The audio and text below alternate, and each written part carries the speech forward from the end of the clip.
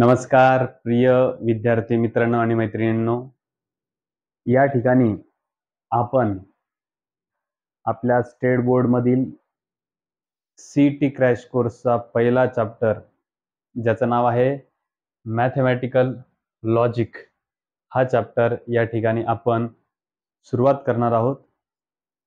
प्रत्येक चॅप्टरचे near about 200 ते साधारणतः 200 ते 300 क्वेश्चन्स आपण या ठिकाणी सॉल्व करून घेणार आहोत आणि त्याचबरोबर ते क्वेश्चन सॉल्व करत असताना मध्ये मध्ये सारखे ज्यावेळेस क्वेश्चन येईल त्यावेळेस त्या क्वेश्चनचे जे की आन्सर्स वगैरे असतील ते आन्सर्स आपण काय करणार या ठिकाणी खाली सोडवल्यानंतर तुम्ही खाली कमेंट बॉक्समध्ये टाकणार आहेत। ठीक आहे, चला सुरुवात करूया। बघा, आपला पहिला चॅप्टरचं नाव तर तुम्हाला माहिती आहे, मॅथमॅटिकल लॉजिक। अतिशय सोपा सुंदर असा हा चॅप्टर आहे। या चॅप्टरचे फायनल एक्झामला म्हणजे सीईटीच्या एक्झामला 2 to 3 क्वेश्चन्स फायनल एक्झाम्सला असतात। आपण जर 3 क्वेश्चन्स जर बघितले तर प्रत्येकाला 2 मार्क्स आहेत, म्हणजे ॲटलिस्ट 6 मार्क्सचा हा चॅप्टर आहे। म्हणजेच चांगलं वेटेज या चॅप्टरला असल्यामुळे तुम्ही जेवढे पण क्वेश्चन मी या ठिकाणी घेत आहे ते सर्वांची चांगल्या पद्धतीने प्रॅक्टिस तुम्ही या ठिकाणी करायची आहे। चला, पहिला question, which of the following is a statement in logic. सगळ्यात पहिला बीट आहे बेटा की दिलेला जो काही क्वेश्चन या ठिकाणी दिसतोय त्यांचं म्हणणं पडलं खाली 4 ऑप्शन जे आहेत त्या 4 ऑप्शन पैकी लॉजिकचं स्टेटमेंट कोणतं आहे ते आपल्याला या ठिकाणी चूज करायचंय।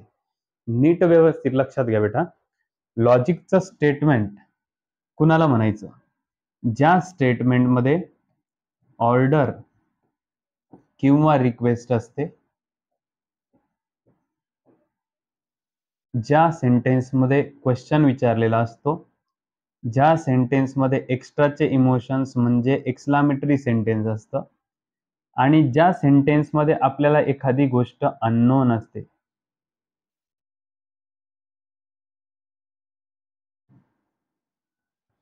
ज्या सेंटेन्समध्ये आपल्याला एखादी गोष्ट अननोन असते त्या सर्व स्पेलिंग चुकली आपली, लक्षात राहू दे, स्पेलिंग या ठिकाणी रॉंग झालेली आहे, तुम्ही करेक्ट करत बसा। लक्षात घ्या इकडं, ज्या सेंटेन्समध्ये ऑर्डर किंवा रिक्वेस्ट असते, ज्या सेंटेन्समध्ये क्वेश्चन मार्क असतो, ज्या सेंटेन्समध्ये एक्सक्लामेटरी सेंटेन्स असतं आणि ज्या सेंटेन्समध्ये अननोन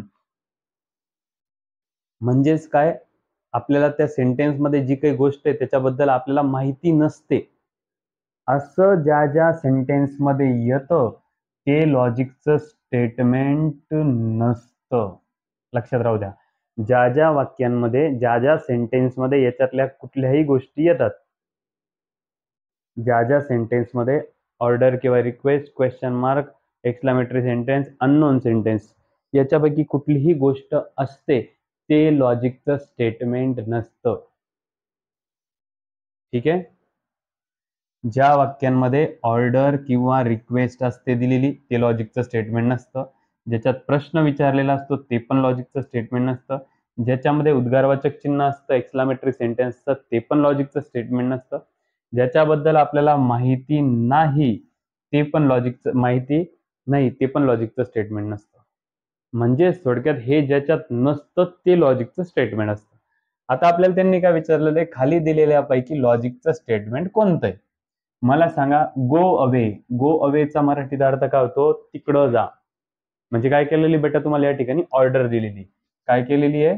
ऑर्डर दिलेली, गो अवे, दूर जा, तिकडं जा, बरोबर आहे का नाही? मग हे आपलं लॉजिकचं स्टेटमेंट असणार नाही। इथं बेटा या ठिकाणी तुम्हाला उद्गारवाचक चिन्ह दिसतंय, त्यामुळे हे पण लॉजिकचं स्टेटमेंट असणार नाही। पुढं x इज ग्रेटर दॅन 5, बेटा x ची व्हॅल्यू तुम्हाला माहिती का? नाही, म्हणजे या ठिकाणी तुम्हाला काय दिसतंय? अननोन दिसतंय, बरोबर आहे? x ची व्हॅल्यू तुम्हाला काय? अननोन आहे। x काय तुम्हाला माहिती नाही, अननोन आहे ना, तुम्हाला माहिती नाही, म्हणून या ठिकाणी हे पण लॉजिकचं स्टेटमेंट असणार नाही। ठीक आहे, मग उरलं कोण बेटा? 2 इज इक्वल टू 3, जे उरलं ते तुमचं या ठिकाणी आन्सर आहे। का बरं? याच्यामध्ये ऑर्डरही नाहीये, रिक्वेस्ट पण नाहीये, एक्सक्लामेटरी सेंटेन्स पण नाहीये आणि यांना सगळ्यांना तुम्हाला हे सगळ्या गोष्टी तुम्हाला माहिती, 2 ला तुम्ही ओळखता, 3 ला ओळखता, या चिन्हाला या साईनला ओळखता, म्हणजे इथं तुम्ही सगळ्यांना ओळखतात, मग याच्यातली कुठलीच गोष्ट याच्यामध्ये आली नाही, म्हणून हे या ठिकाणी लॉजिकचं स्टेटमेंट आहे. मान्य हे 2 इज नॉट इक्वल टू 3 असतं. इथं 2 इज इक्वल टू 3 दिलेलं आहे. हे चुकीचं आहे. म्हणजे काय बेटा, हे फॉल्स स्टेटमेंट आहे, बरोबर आहे की नाही? मग ते फॉल्स असो का ते ट्रू असो, त्याशी काही घेणं देणं आपल्याला नाही. फॉल्स असो का ट्रू असो ते चेक करायचं नाही. चेक काय करायचं, ह्या 4 गोष्टी ज्याच्यात असतात ते लॉजिकचं स्टेटमेंट नसतं. ह्या वाक्यामध्ये याच्यातली कुठलीही गोष्ट नाही, म्हणून हे लॉजिकचं स्टेटमेंट आहे. कळालं का बेटा? पहिल्या क्वेश्चनचा आन्सर डी का बरं आलं? कारण या डी ऑप्शन मध्ये याच्यातली कुठलीच गोष्ट तुम्हाला या ठिकाणी दिसत नाहीये, म्हणून हे लॉजिकचं स्टेटमेंट आहे. चला नेक्स्ट क्वेश्चन बघा पुढं. Which of the following is a statement in logic? बेटा सेम टू सेम क्वेश्चन आहे. आता जो क्वेश्चन आपण बघितला सेम टू सेम तसाच क्वेश्चन आहे. त्याच्यातलं लॉजिकचं स्टेटमेंट कोणतं आहे ते ओळखायचे. मला सांगा, या वाक्यामध्ये काय बेटा, या ठिकाणी एक्सक्लामेटरी साईन दिसतं म्हणून हे लॉजिकचं स्टेटमेंट येणार नाही. याच्यात पण एक्सक्लामेटरी सेंटेन्स आहे म्हणून हे पण लॉजिकचं स्टेटमेंट येणार नाही. याच्यामध्ये क्वेश्चन मार्क आहे म्हणून हे पण लॉजिकचं स्टेटमेंट येणार नाही. हे तिघही ऑप्शन नसल्यामुळे या दिलेल्या क्वेश्चनचा आन्सर या ठिकाणी ऑप्शन नंबर डी आहे. बघा याच्यामध्ये ना ऑर्डर आहे, ना रिक्वेस्ट आहे, ना क्वेश्चन विचारलेला आहे, ना एक्सक्लामेटरी सेंटेन्स आहे. त्यामुळे या पहिले 3 ऑप्शन इथं चिन्हांमुळे हे ज्या गोष्टी होत्या, जसं आपण मागच्या क्वेश्चन मध्ये बघितलं, एक तर ऑर्डर किंवा रिक्वेस्ट किंवा क्वेश्चन मार्क किंवा हे असल्यामुळं हे जे पहिले 3 ऑप्शन होते ते कॅन्सल झाले. त्याच्यामुळे हे जे लास्ट नंबरचं डी आन्सर आहे ऑप्शन, ते आपलं या ठिकाणी आन्सर आहे. चला पुढे जाऊया अजून. बघा आता हा जो काही क्वेश्चन दिसतो, ह्या क्वेश्चनसाठी आपल्याला जो काही टेबल आहे या ठिकाणी कनेक्टिव्हिटीचा, तो टेबल आपल्याला या ठिकाणी माहिती पाहिजे. तो टेबल मी या ठिकाणी 2 मिनिटांमध्ये काय करतोय, ड्रॉ करून घेतो. म्हणजे आपल्याला कळल की कशा पद्धतीने याचा आन्सर दिलेल्या क्वेश्चनचा आन्सर येतो. मी या ठिकाणी तो टेबलच ड्रॉ करून घेतो. ठीक आहे, चला लक्ष द्या इकडे सगळ्यांनी. बघा पटापट पटापट तो टेबल या ठिकाणी ड्रॉ करून घेतो मी.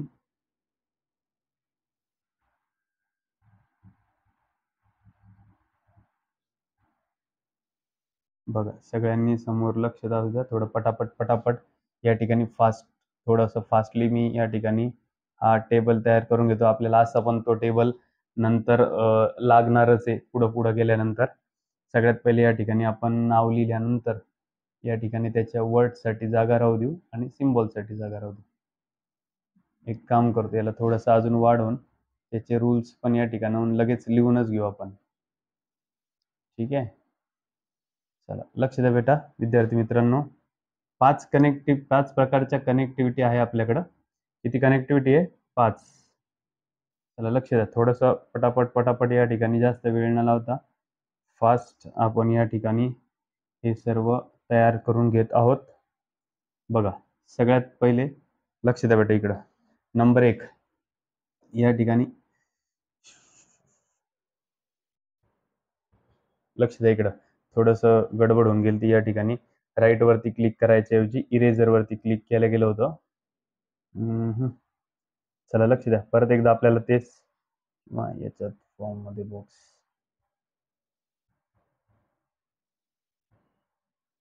इन्सर्ट. ओके, बॉक्स थोडासा छोटा करूया आपण.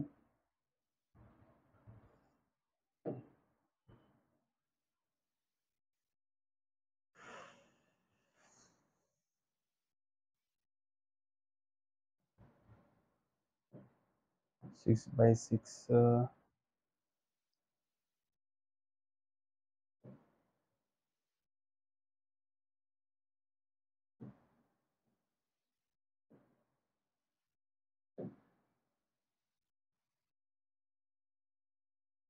Five by five insert. आता नीट व्यवस्थित लक्षात घ्या बेटा. या ठिकाणी टेबल जो आहे,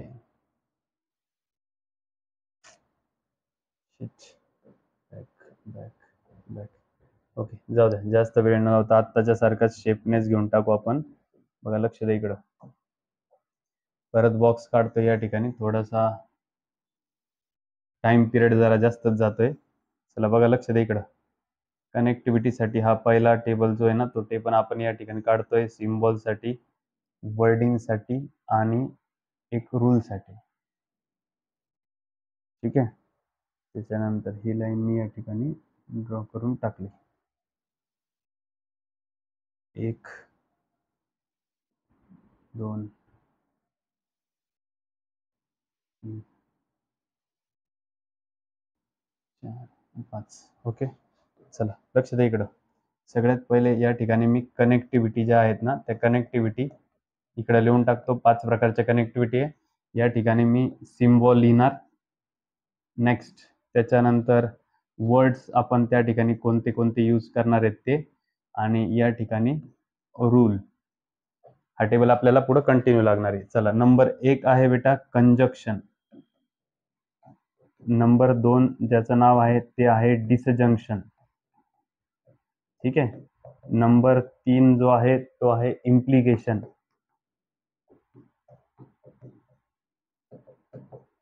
नंबर 4 आहे डबल इम्प्लिकेशन. आणि ऍक्च्युली अजून एक 5वा आहे, त्याला जागा पुरली नाही आपला, तो आहे निगेशन. 5व्या नंबरचा आहे तो आहे निगेशन. ठीक आहे.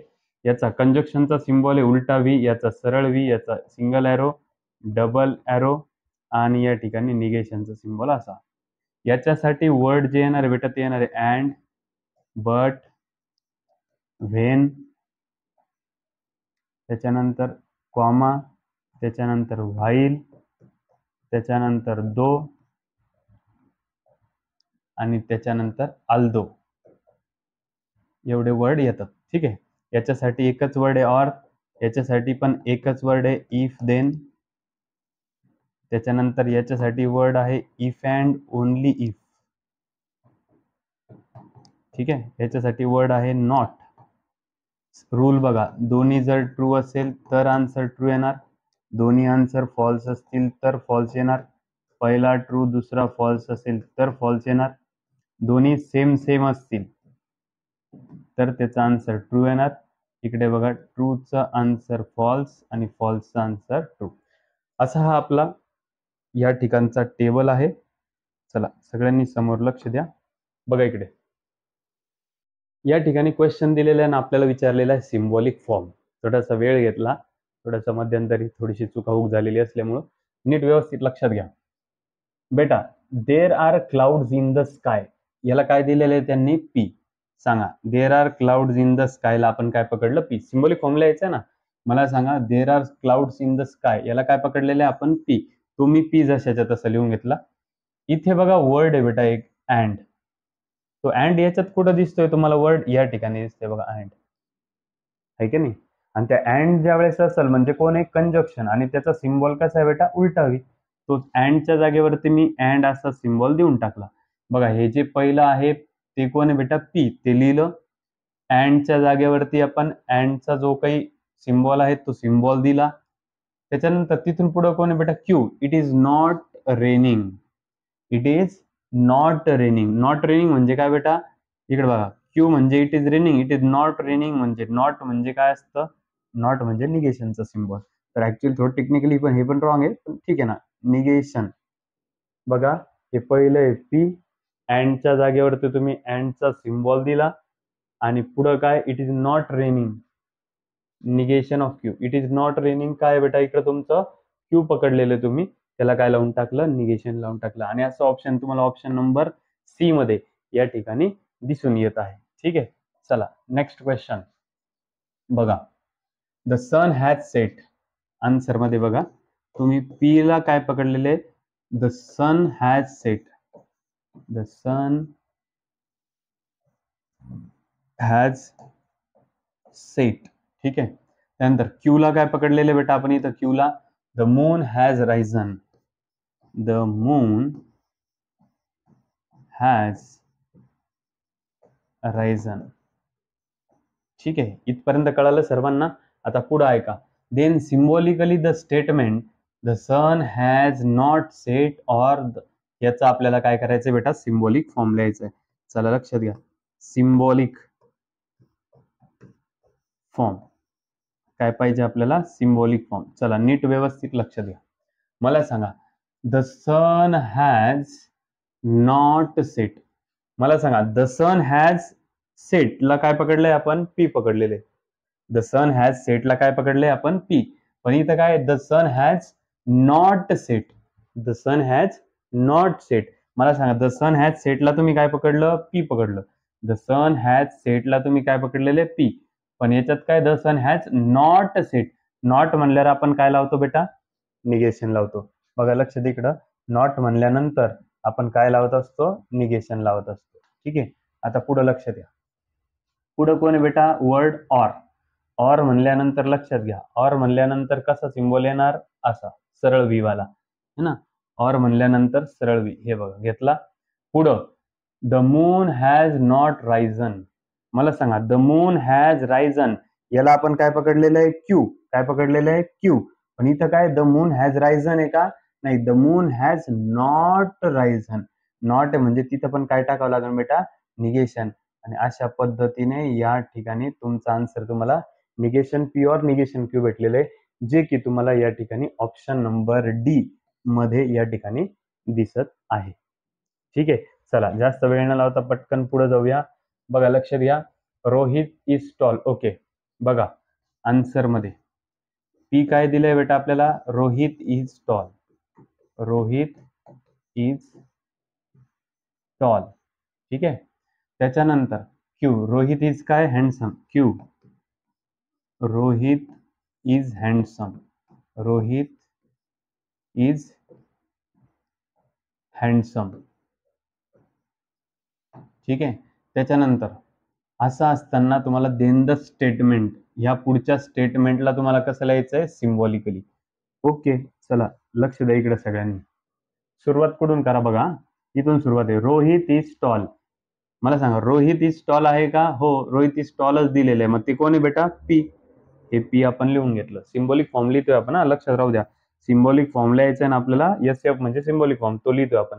सगळ्यात पहिले इथून इथपर्यंत आलो आपण. तिथून तिथपर्यंत काय दिले? Rohit is tall.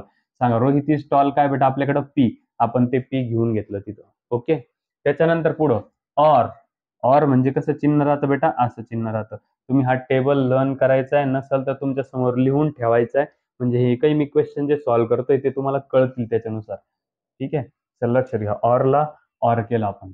इथपर्यंत झालं. पुढं ही इज शॉर्ट. ही म्हणजे कोण? रोहित. He is short. मला सांगा ही म्हणजे तो. रोहित इज कसा दिलेला आहे? टॉल दिलेला आहे प्रश्नात. रोहित काय दिलेला आहे? टॉल. पण आता ते काय म्हणतात? ही इज शॉर्ट. शॉर्ट म्हणजे टॉल म्हणजे उंच, शॉर्ट म्हणजे आखूड है ना, लांब आणि आखूड. ही रोहित इज टॉल आपल्याला पी दिलेला आहे, पण इथं काय म्हणतात? ही इज शॉर्ट म्हणजे रोहित इज शॉर्ट. मग रोहित इज शॉर्ट आहे का? नाही. म्हणजे निगेशन ऑफ पी येणार बेटा. कसं काय? रोहित इज टॉलला आपलं पी पकडतो आपण, पण इथं निगेशन आहे कारण रोहित इज शॉर्ट आहे. शॉर्ट म्हणजे नॉट टॉल. मग रोहित इज नॉट टॉल म्हणजे not P. Rohit is not tall, not P, negation P. ठीक आहे. त्याच्यानंतर पुढे बघा. चला पुढे बघा. अँड. अँड म्हणजे अँडचा सिम्बॉल घ्या. घेतला अँडचा सिम्बॉल. आपलं ते जे काही आहे सिम्बॉलिक फॉर्म सॉरी टेबल, त्या टेबलमध्ये तुम्ही चेक करू शकता. बघा लक्ष द्या.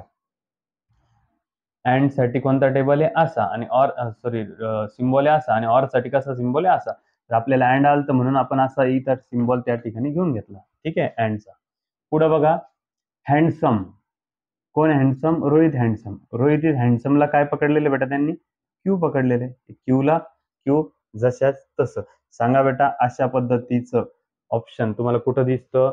P or negation P and negation Q. बघा P or negation P and Q.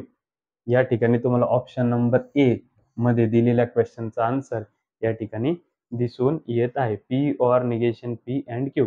Rohit is tall P आहे. ऑरला or. He is short. He is short म्हणजे निगेशन पी. रोहित टॉलच्या अपोजिटला म्हणजे विरुद्धार्थी म्हणून निगेशन पी. पुढे अँड आहे म्हणून अँड. हँडसम. हँडसमला तर आपण क्यू पकडलेलंच. कळालं का नाही कळालं सांगा. अतिशय सोप्या पद्धतीने सावकाश पद्धतीने आपण सर्वच्या सर्व क्वेश्चन्स या ठिकाणी कव्हर करून घेणार आहोत.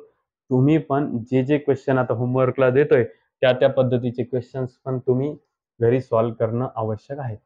ॲझ्युमिंग the first part of the statement as P. हे काही इथून तुम्हाला इथपर्यंत असं एक स्टेटमेंट दिलेलं आहे. इथून इथपर्यंत आणि तुम्हाला काय करायचं, हे जे काही स्टेटमेंट तुम्हाला दिलेले या स्टेटमेंट मधलं assuming the first part of the statement as P, याच्यातलं जे फर्स्ट पार्ट आहे म्हणजे कॅन्डिडेट्स आर प्रेझेंट, याला तुम्हाला काय कन्सिडर करायचंय, पी कन्सिडर करायचंय. ओके. त्याच्यानंतर second as Q and third as R. Okay. And हा तर सिम्बॉल तुमचा कनेक्टिंग वर्ड आहे. बरं. Voters are ready to vote, याला तुम्हाला काय पकडायचंय, याला तुम्हाला पकडायचंय क्यू इथपर्यंत. त्याच्यानंतर परत बट हा पण कनेक्टिंग वर्ड आहे आणि पुढं नो बॅलेट पेपर, याला तुम्हाला काय पकडायचंय, आर पकडायचंय. असे 3 sentence assuming the first part of the statement as P, second वाल्याला क्यू आणि थर्ड वाल्याला आर पकडून सिम्बॉलिक फॉर्म सांगा म्हणे याचं कसं येणार. तर बघा लक्षात घ्या इकडं, मग कॅन्डिडेट्स आर प्रेझेंट याला काय पकडायचंय, पी पकडायचंय. पकडलं पी. अँड साठी अँडचा सिम्बॉल घ्यायचा.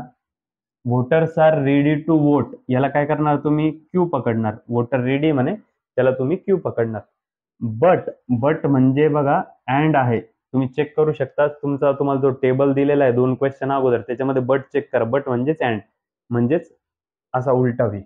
पुढं no ballot papers. No ballot papers म्हणजे काय, बॅलेट पेपरला आर पकडला असता पण नो बॅलेट पेपर, नो म्हणलेले म्हणून निगेशन आर. कळलं का, no ballot paper negation no. म्हणजे असं ऑप्शन तुम्हाला कुठं दिसतं का, P and Q and negation of R. Check करा पहिल्याच ऑप्शन मध्ये तुम्हाला या ठिकाणी तुमचं पी अँड, सॉरी पहिलं ऑप्शन नाहीये. Okay. P and Q and negation of R. Yes, option number D तुम्हाला या ठिकाणी दिलेल्या क्वेश्चनचा दिसून येत आहे.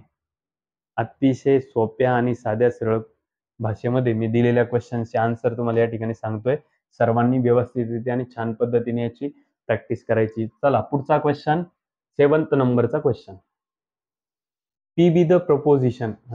यस, या पहिल्या सेंटेन्सला मॅथमॅटिक्स इज इंटरेस्टिंग अँड, हे जे पहिलं सेंटेन्स आहे बेटा, मॅथमॅटिक्स इज इंटरेस्टिंग, त्याला आपण काय करूया, पी कन्सिडर करूया. ओके. नंतर लेट, त्यांनी सांगितलं पी पकडा. Let Q be the proposition mathematics is difficult, याला काय करायचंय बेटा, आपल्याला क्यू पकडायचंय. आणि याच्या अगोदरचं जे इथपर्यंत होतं ना, इथून त्याला काय पकडायचंय, आपल्याला पी पकडायचंय. इथपर्यंत कळालं सगळ्यांना. आता पुढे आहे का, then the symbol P and Q is, तेव्हा पी आणि क्यू काय येणार मला सांगा. पी काय तुमच्याकडं, मॅथमॅटिक्स इज इंटरेस्टिंग आहे का कुठं, मॅथमॅटिक्स इज इंटरेस्टिंग, मॅथमॅटिक्स सगळीकडेच आहे. त्याच्यानंतर हे चिन्ह काय सांगतं, कोणता वर्ड आहे या चिन्हाचा, अँड बट असं चिन्ह असताना 1 नंबरचं कंजक्शन त्याच्यात चेक करा. याच्यासाठी वर्ड कोणकोणते, and but when while though although comma असं. तर काय येणार सांगा, याचं म्हणणं काय आहे, मॅथमॅटिक्स इज इंटरेस्टिंग, याचं म्हणणं आहे अँड, आणि याचं म्हणणं काय आहे, it is mathematics is difficult. आहे कुठं बघा, अँड असलेलं कुठं आहे का, इथं इम्प्लाइज आहे म्हणजे हे येणार नाही. ठीक आहे. याच्यात पण अँड आहे, याच्यात पण अँड आहे, याच्यात ऑर आहे म्हणजे हे पण येणार नाही. चला, मॅथमॅटिक्स इज इंटरेस्टिंग इम्प्लाइज आलेले बेटा म्हणजे हे पण येणार नाही. चेक करा सी, मॅथमॅटिक्स इज इंटरेस्टिंग, पीचं म्हणणं काय आहे, मॅथमॅटिक्स इज इंटरेस्टिंग. अँडला अँड जशाच्यात तसं. पुढं मॅथमॅटिक्स इज डिफिकल्ट, क्यू म्हणजे काय, mathematics is difficult, mathematics is interesting and mathematics is difficult. Option number C मध्ये या ठिकाणी तुम्हाला आन्सर दिसून येत आहे. बघा परत सांगतो, तुम्हाला पी दिलेलं आहे आणि क्यू दिलेलं आहे, याचं तुम्हाला स्टेटमेंट करून सांगायचंय. मला सांगा बेटा, लिहू आपण असं सरळ जात राहायचं, इथून असं थांबायचं नाही कुठं. सगळ्यात पहिले कोण लागला, पी. तुम्हाला पीचं म्हणणं काय सांगा, पी हे बघा इथं दिलंय त्यांनी, लेट पी, पी याला पकडा म्हणे. हे जे पहिलं दिलंय, काय दिलेलं पहिलं, mathematics is interesting, mathematics is interesting, P झालं. त्याच्यानंतर हा सिम्बॉल, याचं म्हणणं काय राहतं, अँड. ठीक आहे. त्याच्यानंतर पुढे क्यूचं म्हणणं काय, क्यू कोण पकडायला लावलेलं त्यांनी, हे mathematics is difficult, mathematics is difficult, mathematics is difficult. आहे का असं option, yes, option number C मध्ये असं दिसून येते. तुम्ही सुद्धा वारंवार दिलेल्या क्वेश्चनला अतिशय फास्ट पद्धतीने पण व्यवस्थित क्वेश्चन वाचत वाचत सोडवायचं आहे. परत कुठं प्रॉब्लेम येता कामा नये. आता बघा, हे सिम्बॉलिक फॉर्म दिलेला आहे आणि याचा आन्सर तुम्हाला लिहायचं. त्याच्यापैकी शी इज ब्युटिफुलला काय पकडलंय बेटा? पी. आणि शी इज क्लेवरला काय पकडलंय बेटा? क्यू. असं असताना तुम्हाला याचं सिम्बॉलिक फॉर्म सांगायचंय. मला सांगा, पी कोण आहे? शी इज ब्युटिफुल. पी कोण आहे? शी इज ब्युटिफुल. पण त्याला काय लागलेलं आहे? निगेशन. म्हणून याचं कसं होऊन जाणार? She is not beautiful. She is not beautiful. कळालं की नाही कळालं सांगा. इथं पी काय होतं? She is beautiful. पण त्याला काय लागलेलं आहे? निगेशन. म्हणून ते काय येणार? शी इज नॉट ब्युटिफुल. ठीक आहे. त्याच्यानंतर मधला सिम्बॉल जो आहे त्याला आपण काय म्हणतो? ऑर. ओके. त्याच्यानंतर क्यू. क्यूला आपण इथं काय दिलेलं आहे आपल्याला? Q. She is clever. She is clever. बेटा असं ऑप्शन तुम्हाला कुठं दिसतं का? शी is not beautiful or she is clever. She is not beautiful or she is clever कुठं दिसतं? ऑप्शन नंबर बी मध्ये. शी is not beautiful or she is clever. अतिशय सोपे सोपे क्वेश्चन्स आहेत. असे पण क्वेश्चन बऱ्याच वेळेस परीक्षेला आलेले आहेत, त्यामुळे तुम्ही चांगल्या पद्धतीने ते सोडवणं गरजेचे आहे. बेटा या ठिकाणी हा क्वेश्चन जो आहे हा तुम्हाला होमवर्कला आहे. होमवर्कला म्हणजे लगेच सॉल्व्ह करायचं आणि पटापट पटापट खाली कमेंट बॉक्समध्ये याचा आन्सर टाकायचं. 9th नंबरवाल्या क्वेश्चनचा आन्सर खाली पटापट पटापट पटापट खाली कमेंट बॉक्समध्ये लिहित चालायचे, म्हणजे कळलं आपल्याला किती जास्तीत जास्त विद्यार्थी हे क्वेश्चन सोडवत आहेत. ठीक आहे. ओके. आता नीट व्यवस्थित लक्ष द्या सगळ्यांनी. A compound statement P or Q is false only when. बेटा लगेच आपल्यासमोर आपला जो टेबल आहे तो टेबल आणायचा. त्याच्या पहिले प्रश्न काय दिलाय तो बघा. ए कंपाऊंड स्टेटमेंट काय दिलेलं आहे? ए compound statement P or Q काय दिलेलं बेटा मध्ये? ऑर. इकडे बघा, पी ऑर साठी ऑरचा सिम्बॉल वापरला मी आणि Q. A compound statement P or Q, P or Q is false म्हणजे काय? Is equal to false. A compound statement P or Q is false. P or Q is false. P आणि Q मध्ये काय वापरायला लावलं त्यांनी? Or वापरायला लावलं. ओनली व्हेन केव्हा? मला सांगा बेटा, हा या दोघांच्या मध्ये कोणतं चिन्ह आहे? ऑर. ऑर साठीचं सिम्बॉल आता नीट व्यवस्थित लक्षात घ्या सगळ्यांनी. सांगा बरं बेटा, ऑर कुठं दिसतं तुम्हाला? या ठिकाणी दिसतो ऑर. त्या ऑर साठीचा रूल काय बेटा? त्या ऑर साठीचा रूल आहे, जर दोन्ही एफ असेल तर आन्सर काय येणार? एफ येणार. काय व्हा? जेव्हा दोन्ही एफ असेल तेव्हा आन्सर काय येणार आहे? एफ येणार. ठीक आहे.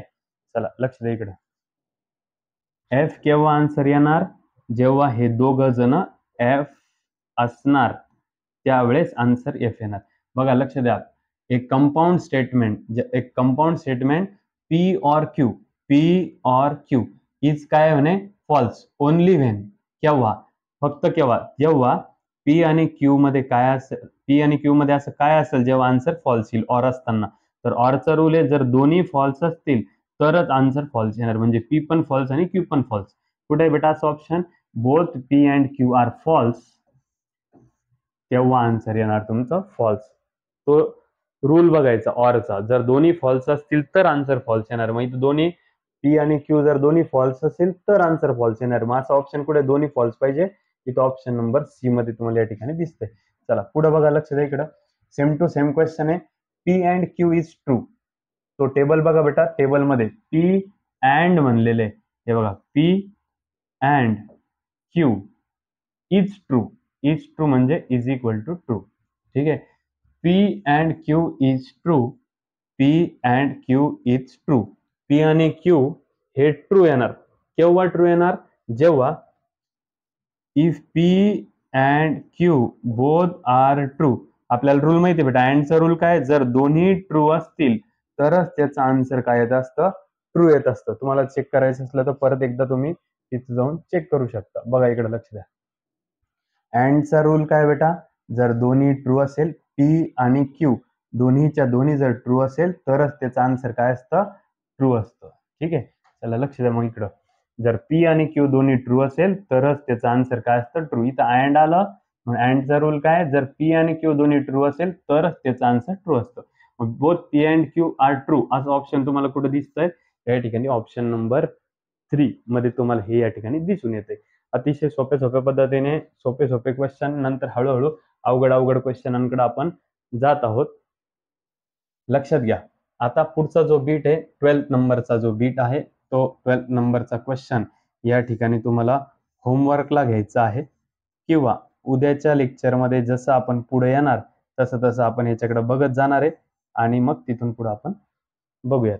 ठीक आहे, चला लक्षात घ्या. इकडं पुढचा question, Prakash passes the exam papa will give. काय करायचं बेटा, सिम्बॉलिक फॉर्म लिहायचे. बघा लक्षात घ्या एकदा, इम्प्लाइज म्हणजे इम्प्लिकेशन. इम्प्लिकेशन साठी आपल्याला माहिती तो टेबल आहे, त्याच्यात बघा इम्प्लिकेशन साठी कोणता सिम्बॉल आहे, हा.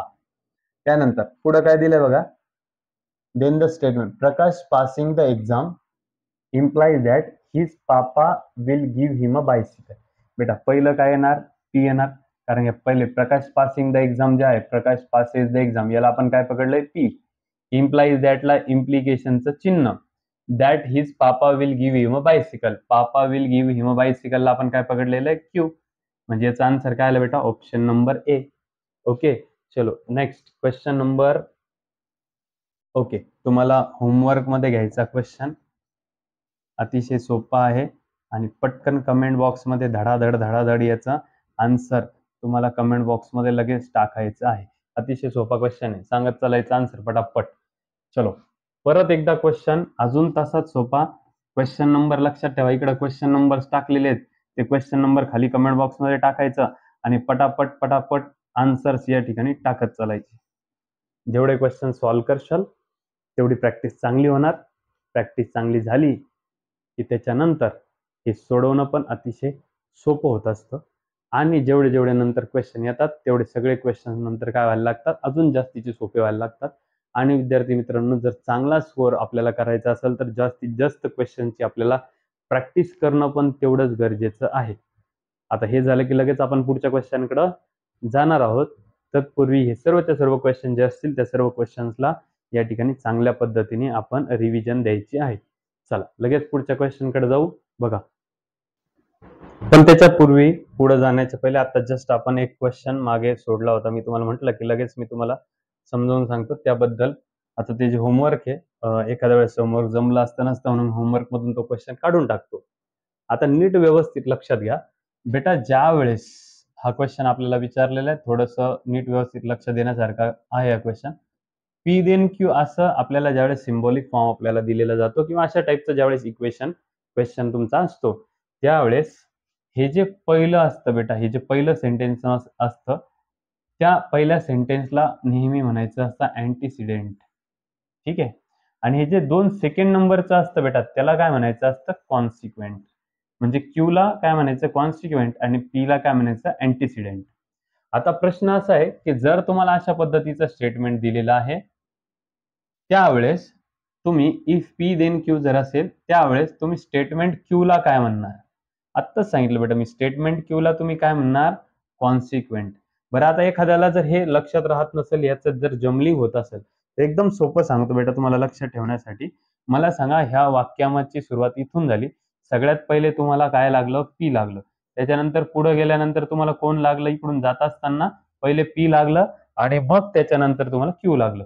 आता यांचे जर तुम्ही इनिशियल लेटर जर बघितले, ए आणि सी मध्ये पहिलं कोण आहे बेटा, ए लागतं, नंतर कोण लागतं, सी लागतं. मग पहिलं जे असेल त्या पहिल्या सेंटेन्सला म्हणायचं ए फॉर अँटीसिडेंट आणि नंतर सी लागतं, सी फॉर कॉन्सिक्वेंट. तर आपल्याला कोण काढायचंय, आपल्याला काढायचंय क्यू, आणि क्यूला आपण काय म्हणणार, कॉन्सिक्वेंट. अशा पद्धतीने दिलेल्या प्रश्नाचं आन्सर जे आहे ते ऑप्शन नंबर तुम्हाला या ठिकाणी काय दिसून येतंय, बी दिसून येतंय. ठीक आहे, चला तर मग आता जे काही क्वेश्चन आपले झालेले त्याच्या पुढे जाऊया क्वेश्चन. आणि बघा पुढं, a compound statement P then Q is false only when. Okay, इकडे बघा, पी देन क्यू हे फॉल्स असेल केव्हा, मला सांगा. असं चिन्ह ज्यावेळेस असतं इफ देनचं, त्यावेळेस नीट व्यवस्थित लक्षात घ्या, P then Q is false. बेटा हा सिम्बॉल म्हणजे कुणाचा आहे? इम्प्लिकेशनचा. कुणाचा सिम्बॉल आहे हा? इम्प्लिकेशनल स्टेटमेंटचा, इम्प्लिकेशन वाल्या स्टेटमेंटचा, इफ देन वाल्याचा. त्याचा रूल काय बेटा याचा? पहिलं ट्रू दुसरं फॉल्स जर असेल तर त्याचा आन्सर काय येत असतं? फॉल्स. हा जो सिम्बॉल आपल्याला या ठिकाणी दिसतोय, ह्या सिम्बॉलचं म्हणणं काय? पहिलं ट्रू दुसरं फॉल्स असेल तर त्याचा आन्सर काय येणार आहे? फॉल्स येणार आहे. ठीक आहे. मग महत्वाची गोष्ट काय आहे? इथं पहिलं ट्रू आणि दुसरं फॉल्स पाहिजे. म्हणजेच इकडे बघा पी देन क्यू असं त्यांनी दिलेलं आहे आपल्याला. पी देन क्यू च आन्सर काय भेटतं म्हणे? त्याचं आन्सर काय भेटतं म्हणे? फॉल्स भेटतं म्हणे. ठीक आहे. मग मला सांगा पी ची व्हॅल्यू कशी आली? आपली ट्रू आली. क्यू ची व्हॅल्यू कशी आली? आपली फॉल्स आली. मग जेव्हा पी ट्रू असेल आणि क्यू फॉल्स असेल तेव्हा त्याचा आन्सर फॉल्स येणार आहे. जेव्हा पी ट्रू असेल आणि क्यू फॉल्स असेल तर तेव्हा त्याचा आन्सर फॉल्स येणार आहे. कारण की ह्या इम्प्लिकेशनल स्टेटमेंटचा रूल काय? पहिलं ट्रू आणि दुसरं फॉल्स असेल तर त्याचा आन्सर फॉल्स येत असतं. मग P is true and Q is false असं तुम्हाला कुठं दिसतं? P is true and Q is false. P true आणि क्यू फॉल्स जर असेल तर त्याचं आन्सर आपल्याला या ठिकाणी काय भेटत असतं? फॉल्स भेटत असतं. त्यामुळे दिलेल्या क्वेश्चनचा आन्सर हे ऑप्शन नंबर 1 आहे. ठीक आहे. चला जाऊयात पुढच्या क्वेश्चनकडं. बघा, assuming the first part of each statement as P. स्टेटमेंटचा पहिला पार्ट जो आहे त्याला P पकडायचंय, दुसऱ्याला Q आणि तिसऱ्याला काय पकडायचंय? R. असं असताना द स्टेटमेंट हे जे असं स्टेटमेंट दिलेलं आहे त्याचा सिम्बॉलिक फॉर्म आपल्याला या ठिकाणी त्यांनी विचारलाय. ऍक्च्युली तुम्ही हा क्वेश्चन होमवर्कला घ्यायला पाहिजे होता, पण जाऊ द्या, मी आता या ठिकाणी समजून सांगतो. मला सांगा तुमचं सेंटेन्स इथून चालू झालं आणि तुमचं सेंटेन्स इथून चालून संपलेलं कुठपर्यंत आहे? इथपर्यंत. ठीक आहे. एवढं कळालं? त्यांचं म्हणणं पडलं पहिलं सेंटेन्स जे आहे इफ पासनं इथपर्यंत, if A B C are the distinct points. आता इफ देन असा शब्द आलेला आहे याचा अर्थ सिम्बॉलिक फॉर्म असा पाहिजे. ज्या वाक्यामध्ये इफ देन असतं ते इम्प्लिकेशनचं स्टेटमेंट असतं आपल्याला माहिती आहे. इफ देन मी टेबल जो शिकवलाय आता मागे त्याच्यानुसार तुम्ही बघू शकता टेबलनुसार इफ देन म्हणजे इम्प्लिकेशनल स्टेटमेंट, कंडिशनल स्टेटमेंट असं सुद्धा त्याचं नाव असतं. ठीक आहे. मग त्याचा रूल काय? त्याच्या याच्यात वर्ड कोणता आहे? तो इफ देन. इफ देन आला म्हणून मी हा सिम्बॉल टाकून दिला. त्यातलं पहिलं स्टेटमेंट जे त्याला आपण काय पकडायचंय? त्याला पकडायचंय पी. जे पहिलं स्टेटमेंट असतं त्याला काय पकडायला लावलं? त्यांनीच पकडायला लावलं. काय कन्सिडर करायला लावलंय त्यांनी? पी. पुढं either they are collinear. They are कोलिनियरला तुम्ही पकडा क्यू, ऑरला ऑरचा symbol and they forms a triangle. ते काय फॉर्म करतात? ट्रायंगल. त्याला काय पकडायला लावलंय तुम्हाला? आर. बेटा असं चिन्ह तुम्हाला कुठं दिसतंय का? P then Q or R असं आपल्याला ऑप्शन नंबर सी मध्ये या ठिकाणी दिसून येत आहे. बघा लक्ष द्या, पहिल्या सेंटेन्सला त्यांनी पी पकडायला लावलं, दुसरं जे सेंटेन्स आहे त्याला त्यांनी क्यू पकडायला लावलं, ऑरच्या जागी ऑर जशाच्या तसं, आणि तिसऱ्या सेंटेन्सला त्यांनी पकडायला लावलंय आर. पण आता इथं हे चिन्ह कसं काय आलं? तर इफ आणि देन असल्यामुळं इथं हे चिन्ह असं आलेलं आहे. अच्छा, त्यामुळे ऑप्शन नंबर सी या ठिकाणी आपल्या दिलेल्या क्वेश्चनचा आन्सर आहे. ठीक आहे. चला जाऊयात पुढे. अतिशय सोपे क्वेश्चन आहे म्हणून पटापट होत आहे. बाकी त्याच्यानंतर आपल्याला माहितीच आहे पुढे जसे जसे क्वेश्चन्सची डेप्थ वाढत जाईल तसं तसं आपल्याला वेळ लागत जाणार. ठीक आहे. चला आता पुढे नीट व्यवस्थित लक्षात घ्या. पुढच्या क्वेश्चनचा आन्सर बघूया. एम काय पकडलंय एम काय गिवन आहे तुम्हाला? Rimi likes calculus. आणि एन काय? Rimi options for engineering branch. म्हणजे रिमीला कॅल्क्युलेशन करायला आवडतं म्हणून रिमी इंजिनिअरिंगची ब्रांच ऑप्शन म्हणून बघू शकते. ओके. तर असं असताना then the verbal form of the M then N काय येणार? एम देन एनचं आन्सर काय येणार? चला लक्षात घ्या. मला सांगा, असं चिन्ह आहे, ह्या चिन्हाच्या ऐवजी आपण काय लिहित असतो? इफ आणि देन लिहून टाकत असतो. If then. या चिन्हाचं म्हणणं काय असतं? या चिन्हासाठी कुठला वर्ड आहे आपल्याकडे? If then. ओके. एम काय बेटा आपल्याकडे? एम आपल्याकडे Rimi likes calculus. Rimi likes calculus. Rimi likes calculus. Then पुढं कोण आहे बेटा? एन. एन काय सांगा आपल्याकडं? N Rimi options for engineering branch, for ENGG engineering branch. बेटा असं कुठं दिसतंय का बघा, आपल्याला एम देन एन लिहायचं होतं. हे देन इफ देन जर असेल तिथं हे चिन्ह जर असेल त्याच्याऐवजी इफ देन वापरतात. एमच्या जागी एम आणि एनच्या जागेवरती एन. बेटा असं कुठं आहे का? If Rimi likes calculus, if Rimi likes calculus then she, okay, if Rimi likes calculus then she options for engineering branch. Yes, option number C मध्ये दिसते. if Rimi likes calculus, if Rimi likes calculus then she options for engineering branch. Yes, option number C मध्ये आपण जे लिहिलं इथं answer ते तुम्हाला option number C मध्ये या ठिकाणी दिसून येत आहे. बघा, छोटे छोटे क्वेश्चन्स आहे, छोट्या छोट्या कन्सेप्ट आहे. लगेच त्याला सोडून द्यायचं नाही, त्याला सॉल्व्ह करत करत राहायचं. कारण जितकं तुम्ही सॉल्व्ह करत राहणार तितकं तुम्ही पुढे गेले की मग काय होणार, जसं तुम्ही पुढे जाणार तसं तुम्हाला डेप्थ तुमची तुम्हालाच कळत जाईल. तुम्हाला सॉल्व्ह करताना बरंच इझी तरीकेने तुम्हाला ते क्वेश्चन सॉल्व्ह केले जातात. चला लक्ष द्या, पुढं सॉल्व्ह करतोय आपण. पुढचा क्वेश्चन आहे, ब्लँक पेज का टाकलं असावं यांनी?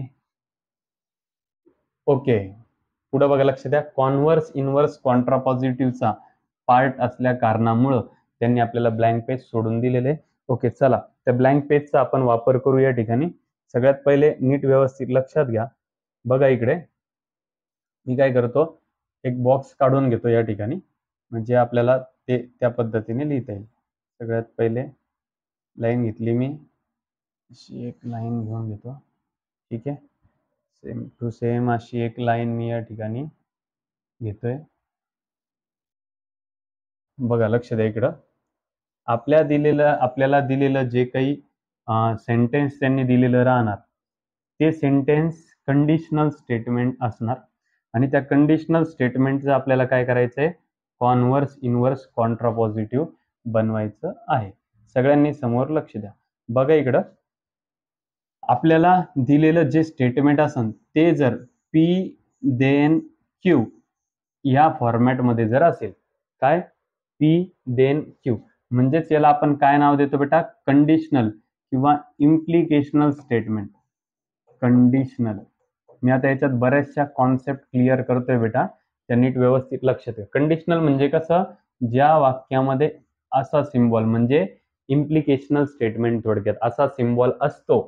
म्हणजेच बघा इकडे लक्ष द्या, P देन Q असा सिम्बॉल ज्याच्यात असतो त्याला कंडिशनल स्टेटमेंट म्हणतात. आणि कॉन्व्हर्स इनव्हर्स कॉन्ट्रापॉझिटिव्ह हे जे असतं बेटा, काय काय, number 1 converse, number 2 inverse, number 3 contrapositive, number 3 contrapositive. बेटा कॉन्व्हर्स इनव्हर्स कॉन्ट्रापॉझिटिव्ह हे फक्त कुणाचं निघतं, ज्या वाक्यामध्ये इफ देन असतं, म्हणजेच कंडिशनल स्टेटमेंटच हे निघतं. त्याच्यामुळे जर कधी तुम्हाला क्वेश्चन विचारला, काय converse inverse contrapositive is applicable for only, कोणासाठी ऍप्लिकेबल असतं, कोणाचं उत्तर निघू शकतं, हे तिघ जण फक्त कंडिशनल स्टेटमेंटचं, म्हणजे कंजक्शन, डिसजंक्शन, बाय कंडिशनल आणि निगेशन हे जर असलं तर त्याचं कॉन्व्हर्स इनव्हर्स कॉन्ट्रापॉझिटिव्ह निघत नाही. कॉन्व्हर्स इनव्हर्स कॉन्ट्रापॉझिटिव्ह हे फक्त ज्या वाक्यामध्ये इफ देनचा हा सिम्बॉल असतो, म्हणजे कंडिशनल वाक्य जे असतं, कंडिशनल स्टेटमेंट जे असतं त्याचंच फक्त कॉन्व्हर्स इनव्हर्स कॉन्ट्रापॉझिटिव्ह निघत असतं. आता लक्षात घ्या, मग पहिल्या वाक्याला आपण P पकडलं, दुसऱ्या वाक्याला म्हणजे दुसऱ्या सेंटेन्सला Q पकडलं, त्यांच्यामध्ये असा सिम्बॉल आहे. आता याच्यावरनं तुम्हाला कॉन्व्हर्स इनव्हर्स आणि कॉन्ट्रापॉझिटिव्ह काढायचा असेल तर तो तुम्ही कसा काढणार? बघा लक्षात घ्या, हे जे नंतरचं Q आहे ते Q पहिले घेणार, हा जो पहिल्याचा P आहे तो P नंतर टाकणार. बघा काय केलं मी, हे अलीकडं लिहिलं आणि हे पलीकडं लिहिलं, म्हणजे यांना इंटरचेंज केलं. इथलं Q इकडं घेतलं, इकडचं P इकडं घेतलं, म्हणजे थोडक्यात चिन्हाच्या जागी चिन्ह. म्हणजे इफ देन जे ते इफ देन जशाच्या तसंच ठेवायचं. इफच्या अगोदर नंतरचं वाक्य आणि देनच्या नंतरचं वाक्य यांची काय करायची, अदलाबदल करायची. अशी अदलाबदल जर तुम्ही केली तर त्याला काय म्हणायचं, तुम्ही कॉन्व्हर्स म्हणायचं.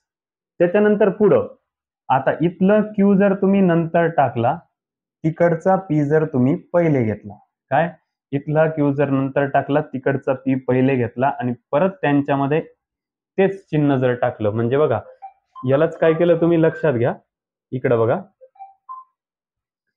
यांना इंटरचेंज केलं, परत त्यांना इंटरचेंज केलं, पण आता इंटरचेंज करताना तुम्ही याला काय लावलं, निगेशन लावलं. काय लावलं, निगेशन लावलं. तर अशा सेंटेन्सला तुम्ही आता असं जर चेंजेस तुम्ही केले, त्याला काय म्हणायचं असतं, इनव्हर्स असं म्हणायचं. बघा लक्षात घ्या, पी इकडून क्यू इकडून, मग त्याला इंटरचेंज केलं तुम्ही, क्यू पहिले घेतलं, पी नंतर घेतलं. आता परत त्याला तुम्ही इंटरचेंज करताय, पण आता इंटरचेंज करताना तुम्ही आता त्याला निगेशन लावताय फक्त. हे बघा असं असं आणि असं उलट उलट करत आलो इथपर्यंत. आता परत एकदा तुम्ही ते पलीकडचं अलीकडं आणि अलीकडचं परत पलीकडं जर तुम्ही दिलं आणि परत त्याच्यात जर सिम्बॉलिक फॉर्म हाच घेतला, तर याला म्हणायचं बेटा कॉन्ट्रापॉझिटिव्ह. आता तुम्हाला प्रश्नामध्ये असं एखादं सेंटेन्स देऊ शकता आणि त्याच्यावर डायरेक्ट कॉन्व्हर्स विचारू शकता, इनव्हर्स विचारू शकता किंवा कॉन्ट्रापॉझिटिव्ह विचारू शकता. ते तुम्हाला डायरेक्ट लिहिता आलं पाहिजे. फॉर एक्झाम्पल मी एक सेंटेन्स घेतो, नीट व्यवस्थित लक्षात घ्या. सपोज इफ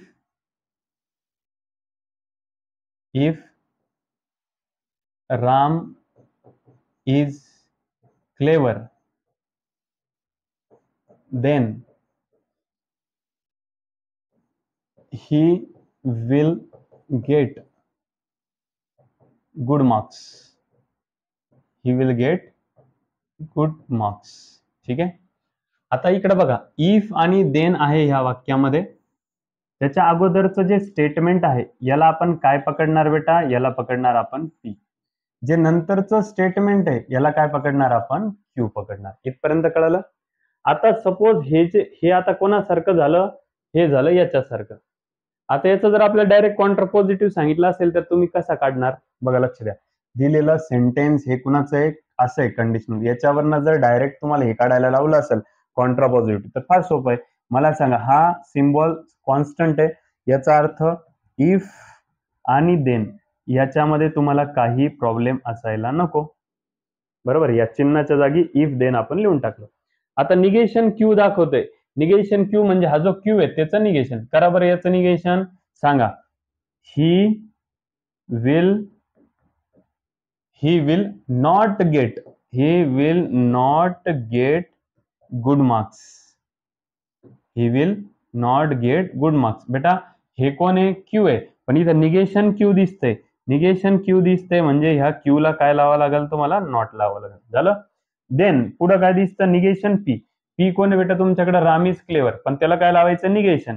म्हणून काय लिहिणार तुम्ही, राम इज नॉट क्लेवर. अशा पद्धतीने तुम्हाला काय करायचंय बेटा, आन्सर लिहायचंय. तर समजलं दिलेल्या सेंटेन्सचं कॉन्व्हर्स, इनव्हर्स, कॉन्ट्रापॉझिटिव्ह कसं लक्षात ठेवायचंय. तर ओके, चला बघूयात पुढं. क्वेश्चन पहिला म्हणजे 19. आता कॉन्व्हर्स, इनव्हर्स, कॉन्ट्रापॉझिटिव्हचा. चला प्रश्न असा दिलाय तुम्हाला. ह्या क्वेश्चन मध्ये नीट व्यवस्थित लक्षात घ्या. बघा, इफ आहे तुमच्याकडं, देन पण आहे तुमच्याकडं. त्याच्यानंतर हे जे सेंटेन्स आहे याला तुम्ही काय पकडणार, पी पकडणार. त्याच्यानंतर हे जे नंबर 2चं सेंटेन्स आहे त्याला तुम्ही काय पकडणार, क्यू पकडणार. इथपर्यंत तुम्हाला कळालं की नाही कळालं सांगा. इफ देन सोडून द्यायचं, पहिल्या सेंटेन्सला पी पकडायचं, दुसऱ्या सेंटेन्सला क्यू पकडायचं. इथपर्यंत तुम्हाला कळालं की नाही कळालं सांगा. कळालं. आता पुढे नीट व्यवस्थित ऐका. आपल्याला काय काढायचं आहे बेटा, याचा कॉन्व्हर्स. मला सांगा, इफ देनच्या ऐवजी सिम्बॉल कसा असतो, असा. हे पहिल्याला आपण पकडलंय पी आणि या दुसऱ्याला काय पकडलंय आपण, क्यू. आपल्याला कोण काढायचंय बेटा, हे कोणतं सेंटेन्स झालं, हे कंडिशनल सेंटेन्स झालं, बरोबर आहे. दिलेला प्रश्न जो असतो तो कंडिशनल सेंटेन्स असतो. त्याचा आपल्याला काय काढायचं आहे, या ठिकाणी कॉन्व्हर्स काढायचं आहे. बरं, मग कॉन्व्हर्स जर आपल्याला काढायचं आहे, कॉन्व्हर्स मध्ये आपण काय करतो, नीट व्यवस्थित लक्षात घ्या. कंडिशनल स्टेटमेंट असतं ना कॉन्व्हर्स, एक नंबरचं जे कॉन्व्हर्स आहे त्यात आपण काय करतोय, सेकंड सेंटेन्स पहिले आणि पहिलं सेंटेन्स नंतर लिहितो, चिन्हाला चिन्ह. चिन्हाला चिन्ह म्हणजे इफ देन आपण जशाच्या तसं लिहितो आणि सेंटेन्सची आदला बदल. क्यू पहिले लिहिणार आपण, चिन्ह जशाच्या तसं आणि हे पी असं. चला यालाच फक्त स्टेटमेंट मध्ये बनवा. सांगा क्यू. क्यू कोण आहे बेटा आपल्याकडं, सगळ्यात पहिले तर तुम्हाला माहिती, तुम्हाला काय लिहावं लागणार, हे चिन्ह याचा अर्थ आपल्याला इफ आणि देन लिहून टाकावं लागणार. ओके, सांगा क्यू. क्यू काय बेटा तुमच्याकडं? X is not even. X is not even. X is not even. Then P. P काय बेटा? पी तुमच्याकडे आहे x square is not even. X square is not even. अशा पद्धतीने या ठिकाणी दिलेल्या क्वेश्चनचं कंडिशनल स्टेटमेंटचं तुम्ही कॉन्व्हर्स बनवलेलं आहे. मग चेक करा असं ऑप्शन पुढे. If x is not even, if x is not even then x square is not even. Yes, option number second म्हणजे बी नंबरच्या ऑप्शन मध्ये आपल्याला या ठिकाणी दिलेल्या क्वेश्चनचा आन्सर या ठिकाणी सापडलेला आहे. बघा बेटा, बेसिकच असतं. आपण मागे बघितल्यानुसार आपल्याला हे माहिती कंडिशनल स्टेटमेंट कसं ओळखायचं. जर दिलेल्या वाक्यात इफ देन असेल तर ते कंडिशनल स्टेटमेंट असतं आणि त्याचं आपल्याला कॉन्व्हर्स काढायचं, म्हणजे नंतरचं सेंटेन्स पहिले, पहिलेचं सेंटेन्स नंतर टाकायचं. तुम्हाला तुमचं कॉन्व्हर्स कळून जातं. कळालं बेटा? अतिशय सोपा असा क्वेश्चन होता. ठीक आहे, चला पुढचा क्वेश्चन. बेटा सेम टू सेम क्वेश्चन आहे, कॉन्व्हर्सच काढायचं आहे तुम्हाला. ठीक आहे, तुम्ही सॉल्व्ह करणार. इकडे बघा, इफ आणि देन आपल्याकडे आहे. ह्या पहिल्या वाक्याला तुम्ही पी पकडणार एवढ्याला. त्याच्यानंतर हे जे दुसरं वाक्य आहे एवढं, त्याला तुम्ही काय पकडणार? क्यू पकडणार. आलं का लक्षात? हे तुम्हाला होमवर्कला आहे. किती नंबरचा क्वेश्चन आहे बेटा? 20 नंबरचा क्वेश्चन आहे. 20 नंबरचा क्वेश्चन तुम्हाला होमवर्कला सॉल्व्ह करायचा आहे. आणि 20 नंबरच्या क्वेश्चनचा आन्सर जे आहे ते आन्सर काय करायचं बेटा तुम्हाला? कमेंट बॉक्समध्ये खाली टाकायचं आहे. किती मुलं सॉल्व्ह करतात आणि किती मुलं नाही हे इथून दिसून येईल. त्यामुळं सगळ्यांनी छानपैकी व्हिडिओ बघून झाल्यानंतर खाली कमेंट बॉक्समध्ये पटापट पटापट आन्सर्स त्या ठिकाणी टाकत चालायचे. ठीक आहे, चला बघा लक्षात घ्या, छोटे छोटे प्रॉब्लेम चालू आहे आता. ओके, पुढं जसं जसं जाणार तसं तसं याची डेप्थ पण वाढत जाणार. जशी जशी डेप्थ वाढत जाणार तसे तसे प्रॉब्लेम पण काय होत जाणार? हार्ड होत जाणार. हार्ड म्हणजे ऍक्च्युली काहीच नसतं, ते आपण डायरेक्ट हार्ड क्वेश्चन सॉल्व्ह करायला जातो आणि तो क्वेश्चन थोडा मोठा असतो म्हणून आपल्याला हार्ड वाटायला लागतो, त्याचे कन्सेप्ट क्लिअर नसतात. आता आपण धीरे धीरे पूर्ण कन्सेप्ट वाईज जातोय पुढं, त्यामुळं पुढं मोठे प्रॉब्लेम पण हार्ड वाटणार नाही. पुढं लक्षात घ्या, वापस एकदा सेम टू सेम क्वेश्चन. याच्यात देखील तुम्हाला काय काढायचंय बेटा? कॉन्व्हर्सच काढायचं आहे. ठीक आहे, परत 21 नंबरचा क्वेश्चन पण तुम्हाला काय करायचं आहे? 21 नंबरचा क्वेश्चन पण तुम्हाला होमवर्क मध्येच सोडवायचा आहे. पटापट पटापट कमेंट बॉक्समध्ये धडाधड धडाधड टाकत चला आन्सर्स काय असतील ते. Next question, question number 22. आता कॉन्व्हर्सच्या ऐवजी आता इनव्हर्स काढायचं आहे. बघा क्वेश्चन काय काढायचं आहे? इनव्हर्स. चला ओके, मला सांगा कंडिशनल स्टेटमेंट तुमचं कसं असतं? पी देन क्यू आहे ना. बर, ह्याचा कॉन्व्हर्स कसा काढतो आपण? कॉन्व्हर्स, याचा कॉन्व्हर्स आपण याला उलट करतो. क्यू पहिले घेतो, पी नंतर घेतो आणि चिन्ह जशाच्या तसं. हे कोण आहे? कॉन्व्हर्स, जे की आपण मागच्या 2 क्वेश्चन मध्ये काढलं. आता त्याच्यानंतर आपण बघितलं काय काढतो आपण? इनव्हर्स. मग इनव्हर्स साठी आपण काय करतो बेटा? हे पी परत पहिले लिहितो, क्यू नंतर लिहितो आणि दोघांना पण काय लावतो आपण? निगेशन लावतो. दोघांना काय लावतो आपण? निगेशन. परत एकदा सांगतोय, नीट ऐका. असं सेंटेन्स आपल्याकडे क्वेश्चन मध्ये दिलेलं राहतं. नंतर कॉन्व्हर्स जर काढायचं त्याला आपण उलट उलट करतो, चिन्ह तसंच ठेवतो. कॉन्व्हर्स नंतर इनव्हर्स असतं. इनव्हर्स करताना मात्र आपण ते नंतरचं पहिले, हे पहिलं नंतर आणि मध्ये काय लावतो? तेच चिन्ह लावून दोघांना निगेशन लावतो. असं पण आता 5 मिनिटं अगोदर आपण या ठिकाणी बेसिक घेताना बघितलंच आहे. हे बघा इकडं, याला उलट केलं की कॉन्व्हर्स भेटतं, त्याला उलट केलं की इनव्हर्स भेटतं. आणि डायरेक्ट जर तुम्हाला आता हे मधलं लक्षात ठेवायचं नसेल तर एकच गोष्ट लक्षात ठेवा, हे दोघं जण आणि हे दोघं जण सेम सेम आहे की नाही बघा. मला सांगा फक्त फक्त निगेशनचं आड आहे. इकडे बघा, याच्याकडे बघा आणि याच्याकडे बघा, सेम सेम आहे. फक्त याला निगेशन नाही, याला निगेशन आहे. पुढं त्याच्यानंतर हे आणि हे सेम आहे बघा, याला निगेशन नाही, याला निगेशन आहे. पहिलं, तिसरं, दुसरं, चौथं असं लक्षात ठेवायचं तर तुम्ही ठेवू शकता. ठीक आहे, चला बघूयात पुढं. आता क्वेश्चन बघा, आता लक्षात घ्या. मग मला सांगा आता या ठिकाणी the inverse of the following statement. बघा याच्यामध्ये इफ आणि त्याच्यानंतर देन आहे. त्याच्यानंतरचं हे जे काही सेंटेन्स आहे याला आपण काय पकडायचं, पी. पी कुणाला पकडणार सांगा आपण, you access the internet. You access the internet, याला काय पकडलं बेटा आपण, पी पकडलं. क्यू कुणाला कन्सिडर करणार आपण, you have to pay the charges. You have to pay the charges. ठीक आहे, आता नीट ऐका थोडस हा व्यवस्थित. आपल्याला कोण काढायचंय बेटा, हे सेंटेन्स आपलं कशासारखं झालं, याच्यासारखं कंडिशनल. आपल्याला कोण काढायचंय, इनवर्स. म्हणजे नीट व्यवस्थित लक्षात घ्या, आपल्याला तर कॉन्व्हर्स काढायचंच नाही, मधल्याला सोडून द्या. आपल्याला हा प्रश्न दिलेला आहे, या प्रश्नावरनं आपल्याला डायरेक्ट हे काढायचंय, कारण की स्टेटमेंट अशा स्वरूपात दिलंय तुम्हाला. हे बघा, असं चिन्ह आहे म्हणजे इफ देन आहे, आणि हे पहिलं पी, हे दुसरं क्यू असं आहे. त्याचं आपल्याला काय करायचंय बेटा, त्याचं आपल्याला काढायचंय इनवर्स. बर, ओके. इनवर्स बघा, याच्यावरनं इनवर्स. पी ज्याच्या त्याच्या जागेवर, क्यू त्याच्या त्याच्या जागेवर, चिन्ह त्याच्या त्याच्या जागेवर, दोघांना फक्त काय लागलेलं आहे, निगेशन. मग निगेशनच्या वरचं आपण दोघांकडे नॉट टाकून द्यायचं. चला, म्हणजे हे सेंटेन्स जे आहे त्याच्यामध्ये इफ आणि देन हे जशाच्या तसं राहणार. चिन्ह बघा, जशाच्या तसं आहे. ओके, पहिल्या सेंटेन्सला निगेशन आणि दुसऱ्या पण सेंटेन्सला निगेशन. चला, यू ऍक्सेस द इंटरनेट, याला काय करणार, you do not access the internet. ठीक आहे, देन पुढचं, you have to pay the charges. You do not have the pay, you do not have pay the charges. बेटा असं option तुम्हाला कुठं दिसतं का, चेक करा. बघा, इफ देन त्याच्या त्याच्या जागेवर राहणार, ई चिन्हाला चिन्ह असल्यामुळं, पी ला पी आहे, क्यू ला क्यू आहे, फक्त निगेशन निगेशन लावायचे, कारण आपल्याला मध्ये कॉन्व्हर्स काढायचं नव्हतं, डायरेक्ट इनवर्स काढायचे. सांगा, यू ऍक्सेस द इंटरनेट आहे, you do not access the internet.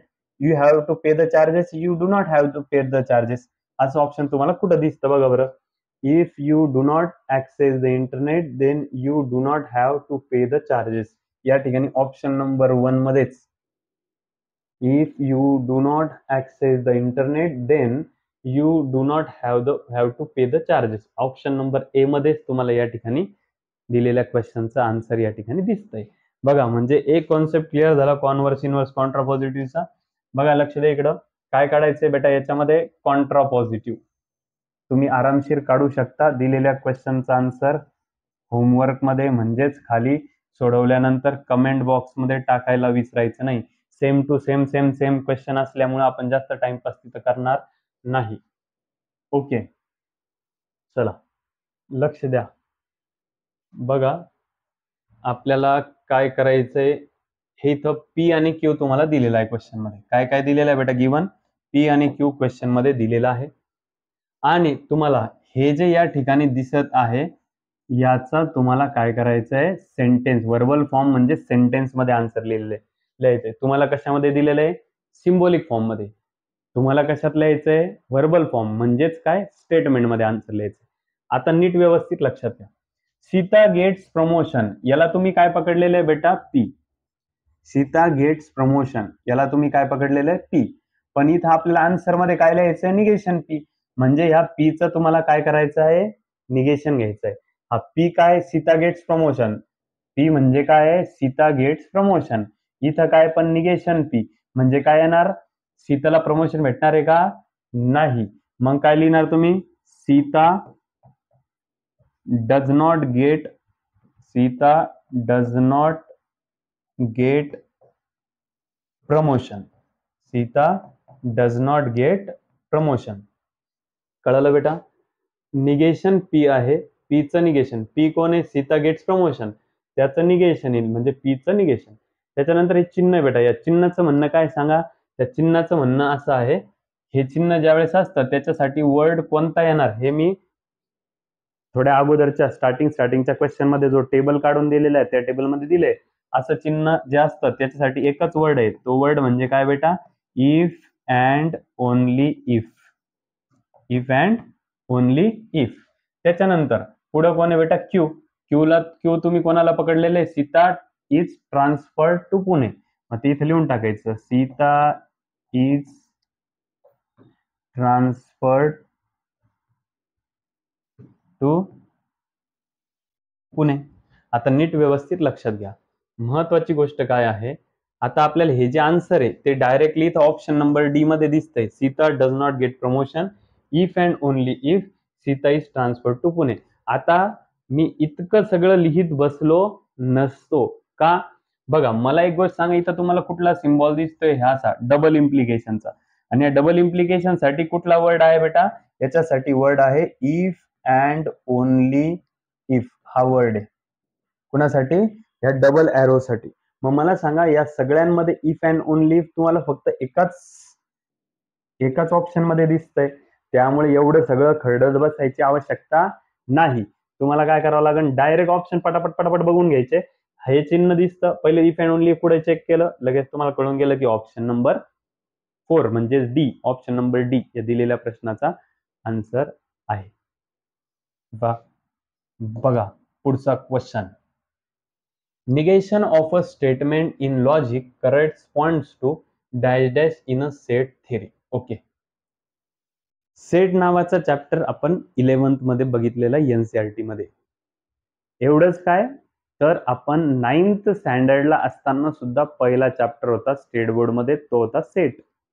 ठीक आहे, आता पुढे नीट व्यवस्थित लक्षात घ्या. त्यांचं म्हणणं काय पडलं, negation of A statement in logic.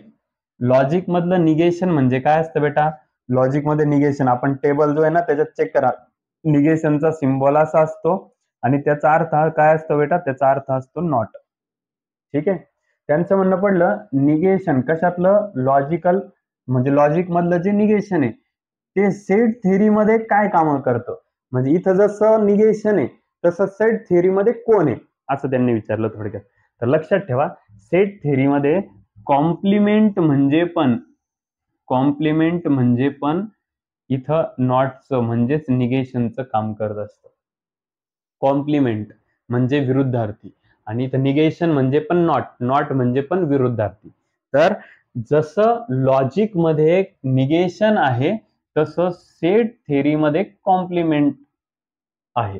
Set थेरीमध्ये complement जसं विरोधाचं काम करतं तसंच लॉजिक मध्ये निगेशन असं विरोधाचं काम करतं. म्हणून ज्यांचा प्रश्न असा होता की निगेशन हे जसं लॉजिक मध्ये काम करतं तसं सेट थेरीत कोण काम करतं, तर सेट थेरीमध्ये कॉम्प्लिमेंट हा काम करतो विरोधाचं. कळलं बेटा?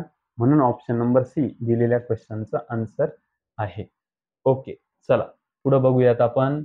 ओके, नेक्स्ट क्वेश्चन आपण या ठिकाणी बघत आहोत आणि महत्वाची गोष्ट अशी आहे की आता हा जो इथून पुढचा क्वेश्चन आहे याच्यासाठी आपल्याला ट्रूथ टेबलची आवश्यकता आहे आणि ट्रूथ टेबल बद्दल आपण नेक्स्ट व्हिडिओ लेक्चर मध्ये या ठिकाणी बघणार आहोत. आणि नेक्स्ट व्हिडिओ लेक्चर मध्ये बघितल्यानंतर, म्हणजे नेक्स्ट व्हिडिओ लेक्चर आपण ज्यावेळेस बघू त्यावेळेस आपण सुरुवात मात्र ट्रूथ टेबल पासून या ठिकाणी करणार आहोत.